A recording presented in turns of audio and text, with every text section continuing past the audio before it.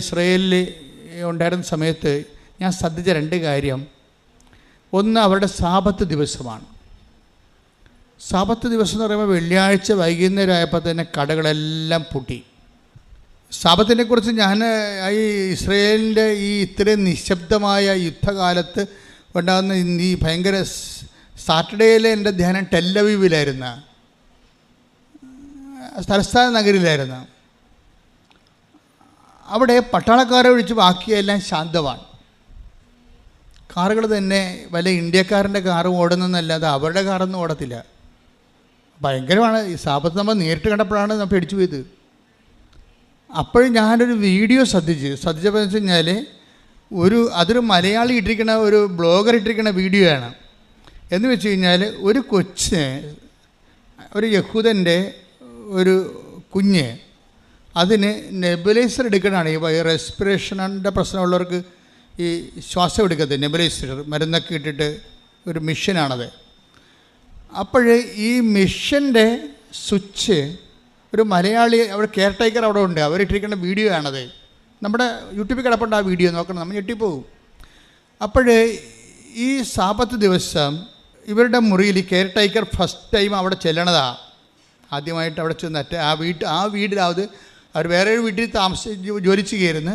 പിന്നെ പെട്ടെന്ന് ഇങ്ങോട്ട് മാറ്റി ഷിഫ്റ്റ് ചെയ്താണ്. അവിടുത്തെ വിസ തീർന്നപ്പോൾ അവിടുന്ന് ഒരു ഇൻ്റർവ്യൂ അറേഞ്ച്മെൻറ്റ് ചെയ്താണ് അവരോട് താമസിക്കുക. ഇവിടെ മുറി വന്നൊരു നൈജീരിയക്കാരൻ മുട്ടുമ്പോൾ ഇവർ പേടിച്ചു പോകും. ഫസ്റ്റ് ടൈമല്ലേ, അയാൾ ഭാഷ അങ്ങോട്ടും ഇങ്ങോട്ടും അറിയാൻ പാടില്ല. ഇവരെ വിളിക്കുകയാണ് പുറത്തേക്ക്. അപ്പോൾ ഈ മനുഷ്യനെ കണ്ടപ്പോൾ ഇവർ പേടിച്ചു പോയി. മലയാളിയാണ് ഇവർ, കെയർ ടേക്കർ. അവർ പോയില്ല, അവർ അകത്ത് വാതിലിട്ട് അടച്ച് ഇരുന്ന്. പിന്നെ കുറച്ച് കഴിഞ്ഞപ്പോൾ വേറെ ഒരാൾ വന്ന് വിളിച്ചു. അപ്പോഴുകൊണ്ട് ഇവൾ തുറന്നില്ല, പേടിയാണ്. അവിടെ ഭാഷ മനസ്സിലാകണില്ല, ഇതെന്തിനാണ് വിളിക്കണമെന്ന് അറിയാൻ പാടില്ല. ആകെപ്പാടെ കുഴപ്പം. അത് കഴിഞ്ഞാൽ പിന്നെ സംഗതി ഇവർ ആക്ഷൻ കൊണ്ടൊക്കെ മുഖഭാവം കൊണ്ട് ഇത് ഭയങ്കര ഹൈ എമർജൻസി ആണെന്നുള്ള രീതി പറയുന്നുണ്ടെങ്കിലും ഭാഷകൾ മനസ്സിലാകാത്ത കാരണം ഈ മുഖഭാവം കൊണ്ട് ഇവർക്ക് പേടിയാണ് വരണത്, അല്ലാതെ സിറ്റുവേഷൻസ്. അപ്പോൾ മലയാളിക്കത് ഉൾക്കൊള്ളാൻ അവർ ഉടനെ വാതിലടച്ചകത്തിരുന്ന് എന്താണ് ഇനി പേടിച്ചിരിക്കുന്നത്, ഈ വീട്ടിൽ വന്നിട്ട് എന്തെല്ലാം ഇനി സംഭവിക്കാൻ, പുതിയ വീടല്ലേ. കുറച്ച് കഴിഞ്ഞപ്പോൾ അവരുടെ വീട്ടുടമസ്ഥർ ഇങ്ങോട്ട് വന്ന് വാതിലിട്ട് ചവിട്ടിയാൾ അത്രയും പ്രഷർ ചെയ്തപ്പോൾ ഇവർ തുറന്നപ്പോൾ ഇയാൾ ഇന്നലെ കണ്ട വീട്ടുടമസ്ഥനാണ്. അയാളോട് ഇവരുടെ കയ്യേക്കറി പിടിച്ച് വലിച്ചുകൊണ്ട് പോയി. അതല്ല, വൈരാഗ്യത്തിലല്ല, ആ ഒരു സിറ്റുവേഷൻസ് എമർജൻസി ആയതുകൊണ്ട് ആ രീതി പിടിച്ചുകൊണ്ട് പോയി. അപ്പോൾ ഇയാൾ കുറേ പോയി. ചെന്നപ്പോൾ പ്രശ്നമൊന്നുമില്ല. ചെന്നപ്പോൾ എന്താ വെച്ച് കഴിഞ്ഞാൽ ഒരു നെബുലൈസറിൻ്റെ സ്വിച്ച്, നെബുലൈസർ മരുന്നൊക്കെ ഇട്ട് അവർ വെച്ചിരിക്കുകയാണ്, പ്ലഗ് കുത്തി വെച്ചിരിക്കുകയാണ്. പക്ഷേ സ്വിച്ച് ഇടാൻ പറ്റത്തില്ല. അതിന് ഇയാൾ ഇവിടെ സ്വിച്ച് ഇടാൻ വേണ്ടി സ്വിച്ച് ഇട്ട് കഴിഞ്ഞാൽ സാബത്ത് ലംഘനമാണ്. മനസ്സിലായില്ല? നിങ്ങൾ നോക്കിയോ, സാബത്ത് നമ്പർ നിങ്ങളുടെ ഈ യൂട്യൂബിൽ ആ വീഡിയോ കിടപ്പുണ്ട്.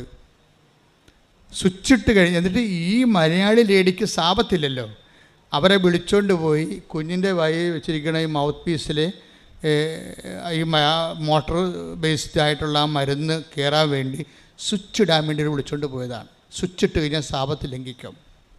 ഭയങ്കരമാണ്. ഇവരെ പിടിച്ചുകൊണ്ടാണ് പോയത്, അത് വേറെ വിഷയം. പക്ഷേ ആ ഒരു വർക്ക് ഇറ്റ്സെൽഫ് സാബത്ത് ലംഘനമാണ്. അപ്പോൾ ഞാൻ ഓർക്കണേ, കർത്താവിൻ്റെ കാലത്ത് ഇത്രയും പ്രശ്നമില്ലായിരുന്നു. കർത്താവിൻ്റെ കാലത്ത് ഒരു ചെരുപ്പിൻ്റെ വള്ളിയൊക്കെ പൊട്ടിയാൽ മാത്രമേ ആ യഹൂദൻ അവിടെ നിൽക്കും. നടക്കുന്ന യാത്രയിൽ ചെരുപ്പിൻ്റെ വള്ളി പൊട്ടിക്കഴിഞ്ഞാൽ യഹൂദൻ അവിടെ നിൽക്കും. എന്തിനാണ്? സൂര്യാസ്തമയം വരെ അവിടെ നിൽക്കും. ചെരുപ്പ് കളയത്തില്ല അവൻ. ഭയങ്കര സാധനം. നമ്മളൊക്കെ മലയാളിയാണെങ്കിൽ ചെരുപ്പ് പറഞ്ഞ് കഴിഞ്ഞ് പോകും. ആ കളയത്തില്ല, ഒരു സാധനം നഷ്ടപ്പെടുത്തത്തില്ല. അവിടെ നിൽക്കും. അവിടെ നിന്നിട്ട് സൂര്യാസ്തമയം ആയി കഴിയുമ്പോൾ സാബത്ത് ഫ്രീ ആയില്ലേ. അപ്പം പിന്നെ കൈകൊണ്ട് ചെരുപ്പ് പൊക്കുമ്പോൾ ചുമടെടുത്തെന്നല്ലേ. അപ്പോൾ അത് സാബത്ത് ലംഘനമാണ്. അതുകൊണ്ട് ആ ചെരുപ്പ് കളയാതിരിക്കാൻ വേണ്ടി ആ പാവപ്പെട്ടൻ അവിടെ നിൽക്കും. അത്രയും സീരിയസ് ആണ് സംഭവം. അപ്പോൾ കർത്താവിൻ്റെ കാലത്ത് സ്പിരിച്വാലിറ്റി ഭയങ്കര ഒരു ബാലികേറ മലയായിട്ട് വരും. ഇതൊക്കെ പാലിക്കാൻ ആർക്ക് പറ്റും? പരിചയർക്ക് മാത്രമേ പറ്റത്തുള്ളൂ. അങ്ങനെയുള്ള ആൾക്കാർക്ക് മാത്രമേ. അപ്പോൾ ഒരു ന്യൂനപക്ഷത്തിൻ്റെ കയ്യിൽ ആധ്യാത്മികതയും ദൈവവും ഒതുങ്ങിപ്പോകുന്ന ഒരു ദുരന്ത കാഴ്ചയാണ് ഈശോ കാണുന്നത്. വെറും ഒരു ന്യൂനപക്ഷം എന്ന് വെച്ച് കഴിഞ്ഞാൽ ഇപ്പം തന്നെ അവിടുത്തെ ആ സാബത്ത് പാലിക്കുന്ന റബ്ബി വർഗമില്ലേ, അവരവിടെ ജോലിക്കൊന്നും പോണില്ല. ഇസ്രയേലിൽ അവർക്ക് വേണ്ടി മാത്രം ശമ്പളം കൊടുക്കുന്നുണ്ട്. അവിടെ മക്കളെ പഠിപ്പിക്കുന്നുണ്ട് ഫ്രീ ആയിട്ട്. ഒറിജിനൽ യഹൂദനല്ല, പട്ടാളക്കാർക്ക് മാത്രമേ സാബത്തിൻ്റെ ഒരു ഇതുണ്ട്, റിലീഫ് കൊടുത്തിട്ടുള്ളത്. അവർ ഞങ്ങൾ ചെല്ലുമ്പോഴൊക്കെ ആ ടെൽബാബിൽ ഞങ്ങൾ അവിടെ ക്യാമ്പിലായിരുന്നു ഞങ്ങൾ ധ്യാനം നടത്തിയത്. കാര്യം ഇത്ര സമയത്ത് അത് അത്യാവശ്യമാണ്. 10,000 ആൾ കൂടിയിരിക്കുകയില്ലേ. അപ്പോൾ പട്ടാളക്കാർ ചുറ്റോടിയിട്ടുണ്ട്. ഇതൊക്കെ അവരുടെ നല്ല എനിക്ക് ഇഷ്ടപ്പെട്ടതെന്ന് വെച്ച് കഴിഞ്ഞാൽ അവരെല്ലാം ഭയങ്കര ഹാപ്പിയാണ്. നമ്മളാണ് ഇവിടെ യുദ്ധം കേട്ട് പേടിച്ചുകൊണ്ടിരിക്കുന്നത്. അവരവിടെ ഭയങ്കര ഹാപ്പിയാണ്, വളരെ ഹാപ്പിയാണെന്ന് വെച്ച് കഴിഞ്ഞാൽ അവർ ഭയങ്കര ടോക്കറ്റീവാണ്, അങ്ങോട്ടും ഇങ്ങോട്ടും ഇൻട്രാക്ട് ചെയ്യുന്നുണ്ട്. അവർ എന്താണ് ബർജർ എന്താ സാധനമൊക്കെ കഴിക്കുന്നുണ്ട്, കോള കുടിക്കുന്നുണ്ട്. അതിൻ്റെ സാപത്തിൽ നിന്ന് അവർക്ക് മാത്രം റിലീഫ് ഉണ്ടെന്ന് തോന്നുന്നത്. പക്ഷെ അവർ വളരെ സിമ്പിളായിട്ടാണ് അവിടെ വ്യാപരിക്കണത്. അല്ലാതെ ഒന്നും ഇപ്പോൾ നമ്മളാരിങ്ങനെ യുദ്ധം എന്ന് പറഞ്ഞു കഴിഞ്ഞാൽ ധ്യാനമൊന്നും ഈ ഗവൺമെൻറ് അനുവദിക്കത്തില്ല. ഉടനെ 144 പ്രഖ്യാപിക്കൂടാ. അപ്പം നമ്മൾക്ക് എന്തുമാത്രം കോൺഫിഡൻസ് ഇല്ലാത്തൊരു വർഗ്ഗമാണെന്ന് നമ്മളെന്നൊക്കെ മനസ്സിലായി അവിടെ ചെന്നപ്പോൾ. നമ്മൾക്കാണ് ഇവിടെ ഉണ്ടെങ്കിൽ അപ്പം തന്നെ ഇവിടെ ഈ ആൾ കൂടാൻ സമ്മതിക്കത്തില്ല. അവിടെ കേരളത്തിൻ്റെ 3/4 ഭാഗമേ ഇതുള്ളൂ. ഇതൊരു സംഭവത്തിൽ ഇത്രയും ആൾക്കാർ കൂടുമ്പോൾ അവരവർക്കും ക്യാഷായിട്ട് വല്ലതും ഉണ്ടായി എല്ലാം ചാകത്തില്ലെന്ന് വിചാരിച്ചുകൊണ്ട് അവർ ഇത് അനുവദിക്കത്തില്ല. പക്ഷെ അങ്ങനെയല്ല, യഹൂദൻ നല്ല ആത്മവിശ്വാസമാണ്. ഈ 10,000 ആൾക്കാർ കൂടി അവർ കൂളായിട്ടിരിക്കണം. അപ്പം അത് വേറെ ഒരു ജനതയാണത്. ദൈവത്തിൻ്റെ അഭിഷേകം പ്രാപിച്ച അനാദികാലം മുതലേ ദൈവത്തിൻ്റെ സാന്നിധ്യത്തിൻ്റെ കോൺഫിഡൻസിൽ അവരങ്ങനെ ജീവിക്കുകയാണ്. ഞാൻ എന്താ പറയാൻ പോകുന്നത് വെച്ച് കഴിഞ്ഞാൽ, ഇത്രയും അച്ചിട്ടതായിട്ടാണ് ഇവർ സാബത്ത് ഈ കാലങ്ങളിൽ പോലും പാലിച്ചുകൊണ്ട് പോണത്. ദാറ്റ് മീൻസ് പക്ഷേ ആർക്കും പറ്റത്തില്ല ശരിക്കും. അതായത് ഈ ന്യായപ്രമാണം ഇത്രയും കഠിനമാണെങ്കിൽ ആർക്കിത് പാലിക്കാൻ പറ്റുമെന്നുള്ളത് കർത്താവിൻ്റെ കാലത്ത് തന്നെ ഒരു പ്രശ്നമായിരുന്നു. ആധ്യാത്മികത ആർക്കും പാലിക്കാൻ പറ്റാത്തൊരു വിഷയമായിട്ട് ഡെവലപ്പ് ചെയ്തു. ഇന്ത്യയിലും ആ അസുഖം ഉണ്ടായിട്ട് കുറേ പേര് ഇങ്ങനെ സിദ്ധന്മാരുടെ മുമ്പിൽ ക്യൂ നിൽക്കുന്നവരാക്കി ഇന്ത്യ മാറ്റിക്കളഞ്ഞു. ഒരു കൺസൾട്ടേഷൻ അല്ല സംഭവം, മറിച്ച് ആധ്യാത്മികത മൊത്ത വ്യാപാരവും അതിന് മൊണോപ്പൊളിയും ഒരു ന്യൂനപക്ഷത്തിൻ്റെ അടുത്ത് ഒതുങ്ങേണ്ട ഒരു ആധ്യാത്മികത അത് ഫേക്കാണ് ശരിക്കും. ഇപ്പോൾ യമനിയമ ആസന പ്രാണായാമ പത്താസന സമാധിയിലൂടെ അങ്ങനെ പോകാൻ സാധാരണ മനുഷ്യർക്ക് പറ്റത്തില്ല. ബുദ്ധിസത്തിനും ബ്രഹ്മണിസത്തിനും ഒക്കെ പറ്റിയിട്ടുള്ള സംഭവം ഈ സാധാരണ മനുഷ്യർ ഇവർ അവോയ്ഡ് ചെയ്ത് കളയും.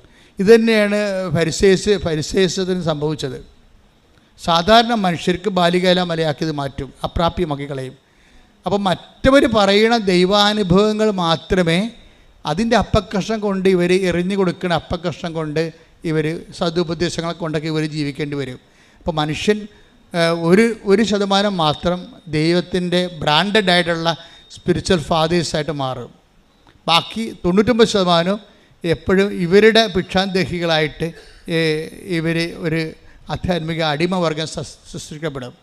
ഇതുകൊണ്ട് ഈശോ എന്നാ പറഞ്ഞു കഴിഞ്ഞാൽ, ഈശോ ഇതെല്ലാം കണ്ടതിന് ശേഷം ഈശോ ജോയേലിൻ്റെ ദീർഘദർശന കാലത്ത് ഈ വിഷയത്തെക്കുറിച്ച് ഈശോ വരുമ്പോൾ ഈ വിഷയം പൊളിച്ചെഴുതുമെന്ന് പറഞ്ഞായിരുന്നു. ഈശോ വരണ കാലത്ത് അതാണ് ഈശോയുടെ ഒരു സ്പേസ് എന്ന് പറയണത്. ഈശോയുടെ ഒരു ഹിസ്റ്റോറിക്കൽ സ്പേസ് എന്ന് പറയണത് ജോയേലിൻ്റെ സ്പേസാണ്. ജോയേൽ പറഞ്ഞായിരുന്നു, എന്താ പറഞ്ഞത്? 2:38 അന്നാളുകളിൽ എൻ്റെ ആത്മാവിനെ ഞാൻ എല്ലാവർക്കും വർഷിക്കും. അതാ മൊണോപ്പൊളി തട്ടി തകർക്കുമെന്നാണ് പറഞ്ഞത്. മൊണോപ്പൊളി അതിനുശേഷം അവൻ ആദ്യം തന്നെ ചെയ്തത്, ആദ്യം തന്നെ ഇവർ സൈഡ് ലൈൻ ചെയ്ത ആൾക്കാരെ ആദ്യം അഡ്രസ്സ് ചെയ്യും. ആദ്യം സൈഡ് ലൈൻ ചെയ്തിരിക്കുന്നത് കള്ളന്മാരുടെ കൂട്ടത്തിൽ പെടുത്തിയിരുന്നത് ഇടയന്മാരെയാണ്. ഇടയന്മാർ കള്ളന്മാരായിട്ട് റബ്ബികൾ ബ്രാൻഡ് ചെയ്തിട്ടുണ്ടായിരുന്നു. അപ്പം കള്ളന്മാരായിട്ട് ഇടപെടുത്തിയിട്ട് രാത്രി ആടുകളെ സൂക്ഷിക്കാൻ വേണ്ടി വീട്ടിൽ നിന്ന് ഇറക്കി വിടുന്നൊരു വർഗ്ഗമായിരുന്നു അവർ. നാട്ടിൽ നിർത്തത്തില്ല അവരാ. പൊതുജീവിതത്തിൽ ഇടയന്മാരില്ല. ഇസ്രായേലിൻ്റെ പൊതുജീവിതത്തിൽ ഇടയവർഗമില്ല. അവരെ ആടിൻ്റെ കൂടെ ഇറക്കി വിടും. എന്നിട്ട് അവർ സന്ധ്യയാകുമ്പോൾ വരും. അവർക്ക് പൊതുജീവിതമോ സംസ്കാരമോ സാഹിത്യമോ പഠനങ്ങളോ ഇല്ല. ഇതിൻ്റെ അകത്ത് ആകപ്പാട് സാഹിത്യം എഴുതിയിട്ടുള്ളത് എനിക്ക് തോന്നുന്നത് ഇടയവർഗത്തിൽ നിന്ന് ദാവീദ് മാത്രമാണ്. ദാവീദിൻ്റെ പ്രത്യേക സാഹചര്യത്തിൽ കുറേ ഇടയ സങ്കീർത്തനങ്ങൾ ഉണ്ടായിട്ടുണ്ട്. അത് വീട്ടിൽ നിന്നുണ്ടായിരുന്ന ഒഴിവാക്കലുകളും അവഗണനകളും കൂട്ടത്തിലുണ്ടായിരുന്ന ജെസ്സിയുടെ മക്കളിൽ ഏറ്റവും മോശമായിട്ട് ഇവനെ തിരിഞ്ഞു കളഞ്ഞതും ഒക്കെ പിന്നെ ദൈവത്തിൽ ഇവനെ അദമ്യമായിട്ട് ആശ്രയിക്കാനുള്ള ഇടവരുന്ന് ആ ആത്മബന്ധത്തിൽ നിന്ന് ഇവൻ സങ്കീർത്തനങ്ങൾ എഴുതിയിട്ടുണ്ട്. എല്ലാം ഇടയ സങ്കീർത്തനങ്ങൾ തന്നെ എല്ലാം എഴുതിയിരിക്കണത് തന്നെ പകുതിമുക്കാലും. മനോഹരമായ 23-ാം സങ്കീർത്തനമൊക്കെ ഈ ഇടയാനുഭവത്തിൻ്റെ ഭാഗമാണ്. അപ്പോൾ ഇത് ഇങ്ങനെ അതൊരു ദാവീദിൻ്റെ ആധ്യാത്മികത ഒരു വേറിട്ട ആധ്യാത്മികതയാണ്. പക്ഷെ പൊതുവേ നമ്മൾ പറയുമ്പോൾ ഇടയന്മാരെ പ്രാന്തവൽക്കരിക്കപ്പെട്ടിട്ടുള്ള, അതായത് ഇങ്ങനെ മാർജിനലൈസ് ചെയ്തിരിക്കുന്ന ഒരു വർഗമാണ്. അവർക്ക് ആത്മാവ് ഉണ്ടെന്ന് വരെ റാബികൾ അംഗീകരിക്കാൻ വലിയ ബുദ്ധിമുട്ടാണ് റാബികൾക്ക്. ഇവിടെ അങ്ങനെയായിരുന്നില്ല. ബ്രാഹ്മൺസിന് അടിമകൾക്ക് ആത്മാവില്ല എന്നുള്ളത് ഫിഡലിസത്തിൻ്റെ കാലത്തും നിലനിന്നിരുന്നൊരു കോൺസെപ്റ്റാണ്. ആത്മാവ് ഉണ്ടാകണമെങ്കിൽ കുറച്ച് കളറുണ്ടാകണം, കുറച്ച് ആരോഗ്യം ഉണ്ടാകണം, കുറച്ച് വിദ്യാഭ്യാസം ഉണ്ടാകണം. എന്തൊരു കഷ്ടമാണ് മനുഷ്യൻ. ഇപ്പോൾ മനുഷ്യൻ ഏത് രീതിയിലാണ് ഇങ്ങനെ പാർശ്വവൽക്കരിക്കുന്നത്? സാംസ്കാരിക പാർശ്വവൽക്കരണം ശക്തമായ രീതിയിലുള്ള ഉച്ചനീചത്വം സൃഷ്ടിച്ചിട്ടുണ്ട്. ഈ മതിലിനെയാണ് ഈശോ സ്വന്തം ശരീരം കൊണ്ട് ഇടിച്ചു പൊളിച്ചെന്ന് പൗലോസ് പറയുന്നത്.